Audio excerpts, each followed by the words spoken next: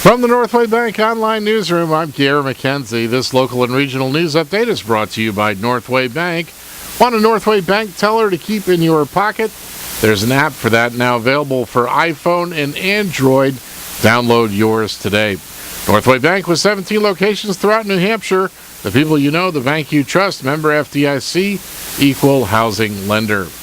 The chief of the Conway Fire Department, who also serves as the emergency management director for Conway, is being recognized for his skill in emergency planning and response. Steve Solomon was given the New Hampshire Emergency Manager of the Year Award for 2013 late last month by New Hampshire Governor Maggie Hassan and public safety officials at the 9th Annual New Hampshire Emergency Preparedness Conference in Manchester.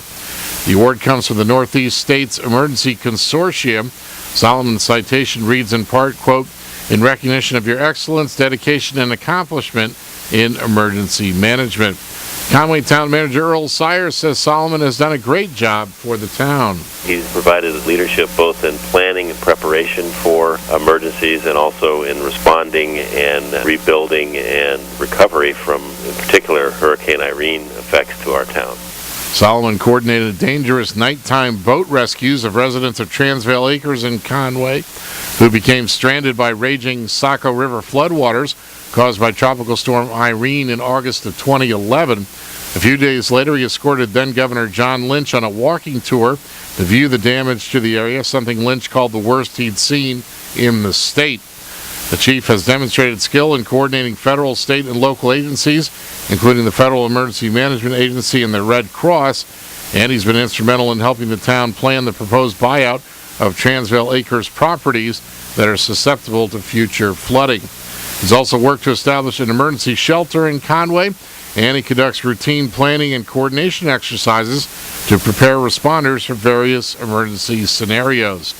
Solomon was also selected to travel to El Salvador with members of the New Hampshire National Guard in an exchange program where he shared his knowledge of emergency response procedures. Conway selectmen will formally note Solomon's award at their regularly scheduled meeting this afternoon.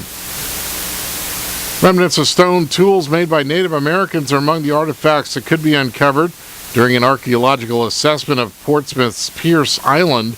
The city is required to conduct the assessment as part of its $63 million project to upgrade the wastewater treatment plant on the island. City engineer Terry Desmarais tells the Portsmouth Herald, given the island's history, the team of experts hired to do the work should come up with something significant. The first colonial settlers arrived in the 1630s, and the island later became a shipbuilding site and a Revolutionary War fort.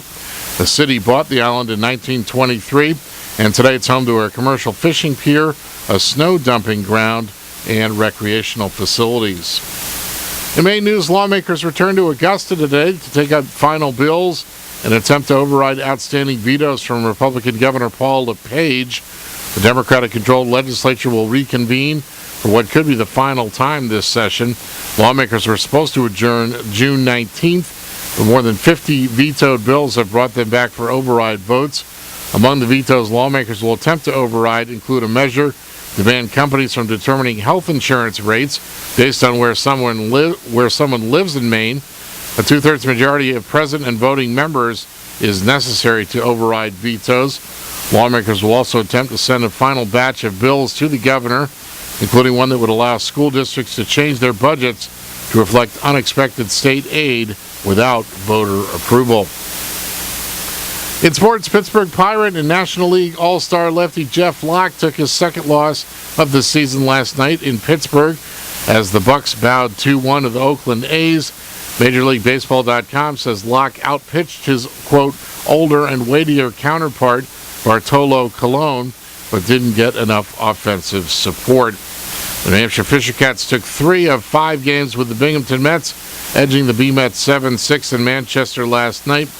And the Portland Sea Dogs lost 2-1 to the New Britain Rock Cats at Hadlock Field in Portland. The Seattle Mariners beat the Red Sox 11-4 last night. In the weather, cloudy with a chance of showers today, mainly this afternoon. Highs in the mid-70s with light winds. Becoming partly cloudy tonight with a chance of showers. Lows in the lower 60s, light winds. And mostly cloudy, the chance of showers Wednesday. A chance of thunderstorms in the afternoon, highs in the lower 70s. From the Northway Bank Online Newsroom, I'm Gare McKenzie.